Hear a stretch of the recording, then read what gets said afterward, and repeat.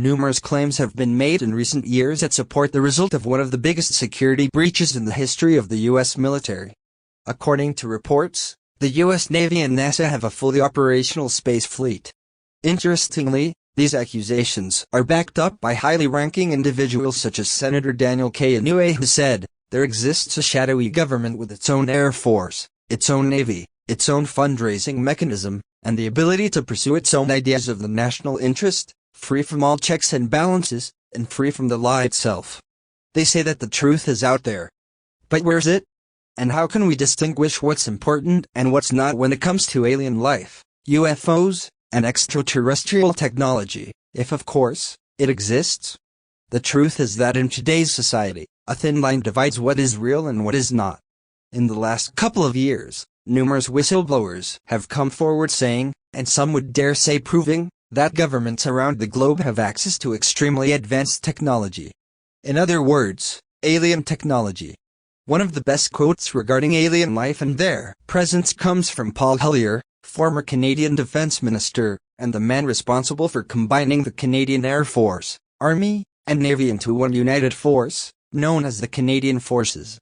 Mr. Hellyer said, "Decades ago, visitors from other planets warned us about where we were headed and offered to help. But instead, we, or at least some of us, interpreted their visits as a threat and decided to shoot first and ask questions after.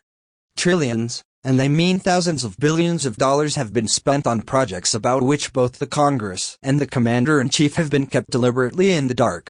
But Hellyer isn't the only one who has ventured out to speak about alien life and the extraterrestrial presence. In fact, numerous astronauts/former astronauts have done the same.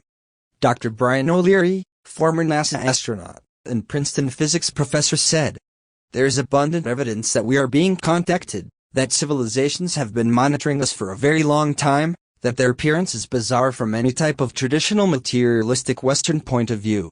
That these visitors use the technologies of consciousness, they use toroids, they use co-rotating magnetic disks for their propulsion systems that seem to be a common denominator of the UFO phenomenon. Are these people lying?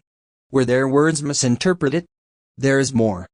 Gordon Cooper, former NASA astronaut, aeronautical engineer, and test pilot. One of the 7 original astronauts in Project Mercury, the first manned space program of the United States, said that, "In my opinion, I think they were worried that it would panic the public if they knew that someone had vehicles that had this kind of performance. So they started telling lies about it.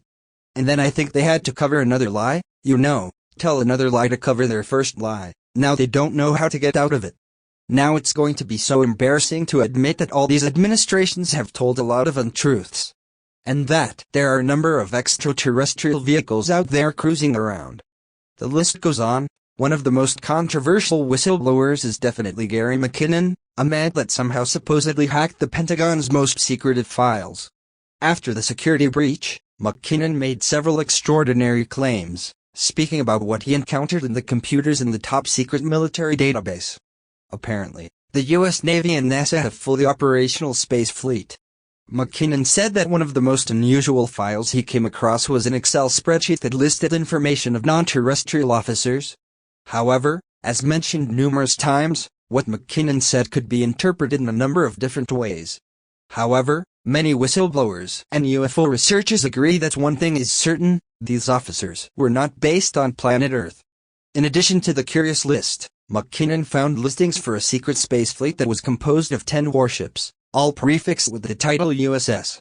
McKinnon believes that this secret space fleet is operated by the government of the United States. "I found an Excel spreadsheet which said non-terrestrial officers, and I thought, oh my god, that's incredible." Gary McKinnon.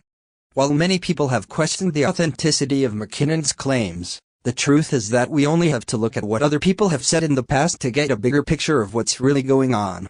Curiously, Senator Daniel K. Inouye, the highest-ranking Asian American politician in United States history, said, "There exists a shadowy government with its own Air Force, its own Navy, its own fundraising mechanism, and the ability to pursue its own ideas of the national interest, free from all checks and balances, and free from the lie itself."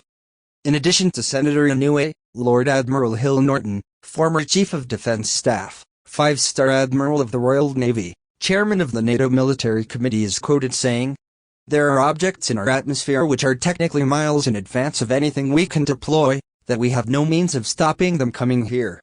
And that there is a serious possibility that we are being visited and have been visited for many years by people from outer space, from other civilizations. That it behooves us, in case some of these people in the future or now should turn hostile, to find out who they are, where they come from, and what they want. This should be the subject of rigorous scientific investigation and not the subject of rubbishing by tabloid newspapers. Fact or fiction? It may be very hard to tell, but it is interesting to mention that there is abundant evidence which points, at least partially, that society has not been told everything there is about UFOs, alien life, and extremely advanced technology.